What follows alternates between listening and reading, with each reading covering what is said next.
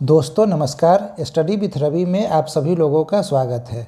70वीं BPSC interview में बिहार के संदर्भ में आपसे किस प्रकार के प्रश्न पूछे जा सकते हैं, इसके बारे में हम लोग आज चर्चा करने वाले हैं।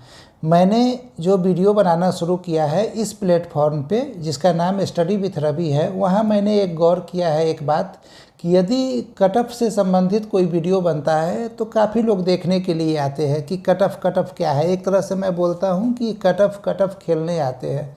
पर जब मैं कोई काम की बातें बताता हूँ, ठीक है, जैसे कि मैंने एक बहुत ही बढ़िया वीडियो बनाया था कि 71वीं बीपीएससी मेंस में आंसर राइटिंग कैसे करें, बेहतर आंसर कैसे लिखा जाए, तो इसको देखने के लिए जो लोग आते हैं, जो एस्पिरेंट आते हैं, उनकी संख्या काफ़ी कम होती है। रीज़न क्या है मुझे नहीं पता, पर इन सारी चीज़ों को यदि आप देखिएगा तो फिर आपको फ़ायदा होगा, क्योंकि पीटी पास करने से तो सिलेक्शन होगा नहीं, आपको फाइनली मेंस भी देना है और इंटरव्यू भी देना है।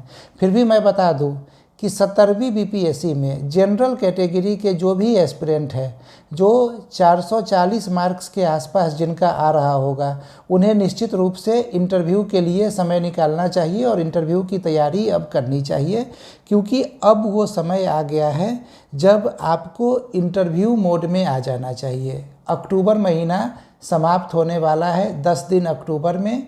इसके बाद देखा जाए तो नवंबर 1 महीना और 15 दिसंबर के बाद आप लोगों का इंटरव्यू शुरू हो जाएगा।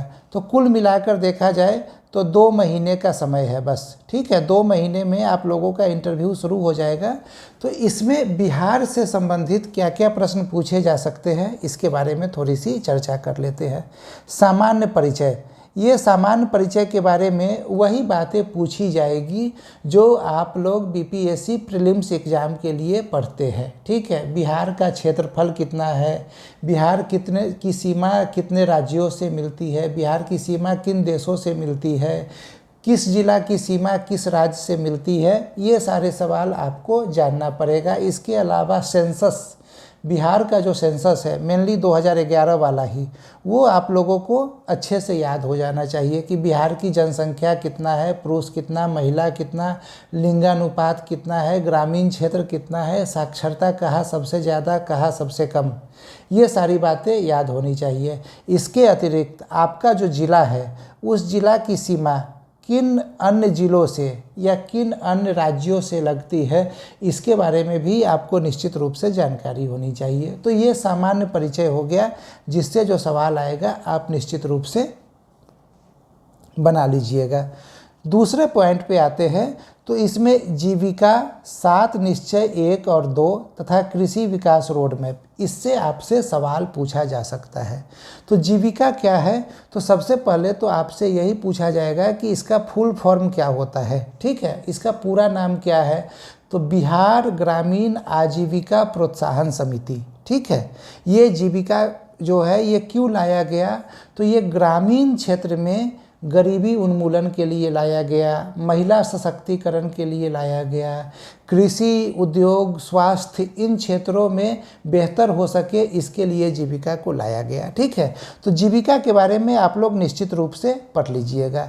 इसके बाद 7 निश्चय 1 और 2, तो 7 निश्चय 1 और 2 की कल्पना क्यों की गई थी, सबसे पहला सवाल यही आता है। तो इसकी कल्पना जो है ये एक विकसित भारत के लिए राज्य सरकार का एक कार्यक्रम था, ठीक है। मतलब जो एक विकसित बिहार बने, इसके लिए 7 निश्चय 1 और 2 लाया गया, जिसमें कुल मिला के 7 और 7 14 निश्चय किए गए। ये 14 निश्चय आप सभी लोगों को याद होगा, क्योंकि आप सभी लोगों ने प्रीलिम्स और मेंस दिया है। यदि भूल गए होइएगा तो रिवाइज जरूर कर लीजिएगा। इसी प्रकार से कृषि विकास रोड मैप के माध्यम से कृषि की स्थिति को कैसे बेहतर किया गया, इसके बारे में भी आप लोग निश्चित रूप से पढ़ के जाइएगा। अब एक जो है बड़ा ही इम्पोर्टेंट सवाल पूछा जाता है कि बिहार की सबसे बड़ी समस्या क्या है, ठीक है। ये सवाल बड़ा ही इम्पोर्टेंट है। तो बिहार की सबसे बड़ी समस्या क्या है, यदि ये सवाल आपसे पूछा जाए ना, तो आप लोग 2 शब्द याद रखिए, जल संसाधन और दूसरा मानव संसाधन। जल संसाधन और मानव संसाधन का बेहतर यूज न करना ही बिहार की सबसे बड़ी समस्या है। जब आप सिर्फ इतनी बातें बता देंगे ना, तो वहाँ जो बोर्ड में बैठे हुए लोग रहेंगे उन्हें सारी बात खुद ब खुद समझ में आ जाएगी। और यदि कोई क्रॉस क्वेश्चन पूछना चाहे तो बहुत ही आसान है। जल संसाधन मतलब बाढ़ एवं सूखे की समस्या, ठीक है। तो बाढ़ एवं सूखे की समस्या में आप उत्तर बिहार की समस्या और दक्षिण बिहार की समस्या बता देंगे। और मानव संसाधन की बात होगी तो पलायन की समस्या, ठीक है, ये आप बता देंगे। ये एक ऐसा उत्तर हो जाएगा जो आपके इंटरव्यू में 1 मार्क्स निश्चित रूप से बढ़ा देगा। इसके बाद अगला क्या है इम्पोर्टेंट, तो अगला इम्पोर्टेंट है महिला सशक्तिकरण, ठीक है। महिला सशक्तिकरण के लिए क्या क्या करना है, महिला सशक्तिकरण किसे कहा जाता है, ठीक है। तो जब आप इस सवाल आपसे ये पूछा जाए और आप उत्तर दीजिएगा कि सामाजिक, आर्थिक, राजनीतिक अवसरों का लाभ उठाने योग्य बनाने के लिए जो प्रक्रिया चलाई जाती है महिलाओं के लिए, उसे ही महिला सशक्तिकरण कहा गया है। तो एक ये उत्तर हो गया। फिर आपसे पूछा जा सकता है कि महिला सशक्तिकरण के लिए संवैधानिक प्रावधान क्या क्या किए गए हैं, ठीक है। तो संवैधानिक प्रावधान आप बता दीजिएगा कि क्या क्या किए गए हैं। इसके अलावा आगे आपसे ये पूछा जा सकता है कि बिहार सरकार ने क्या क्या किया, क्योंकि आज हम लोग बिहार के संदर्भ में ही बात कर रहे हैं। तो बिहार सरकार के बारे में जब क्या क्या किया पूछा जाएगा तो आप बता सकते हैं कि महिला उद्यमी योजना की शुरुआत, ठीक है। हमने अभी थोड़ी देर पहले जीविका की चर्चा की, जीविका के बारे में बता दीजिएगा।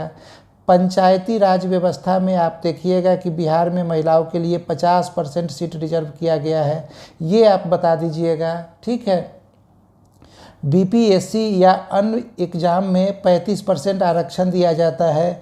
बीपीएससी प्रीलिम्स पास करने पे 50,000 रुपया दिया जाता है मेंस की तैयारी करने के लिए, ये बात बता दीजिएगा। महिलाओं के लिए हेल्पलाइन नंबर जारी किया गया है, तो इसके बारे में बताइएगा। आप यदि ये 4, 5, 6 पॉइंट बता दीजिएगा तो महिला सशक्तिकरण के बारे में इससे कोई और सवाल नहीं पूछा जाएगा, ठीक है। और यदि पूछा जाएगा तो ये सब तो आपको तैयार ही है ना, ये सारी चीज़ें फिर आपके पास तैयार है। यदि कोई क्रॉस क्वेश्चन पूछा जाए तो आप उत्तर दे दीजिएगा, ठीक है। इस प्रकार से आपको अपने उत्तर को तैयार करना है।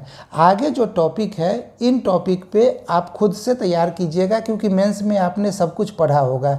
नक्सल प्रभावित क्षेत्र, स्वास्थ्य से संबंधित क्या क्या समस्याएं हैं, कृषि क्षेत्र में समस्या एवं समाधान।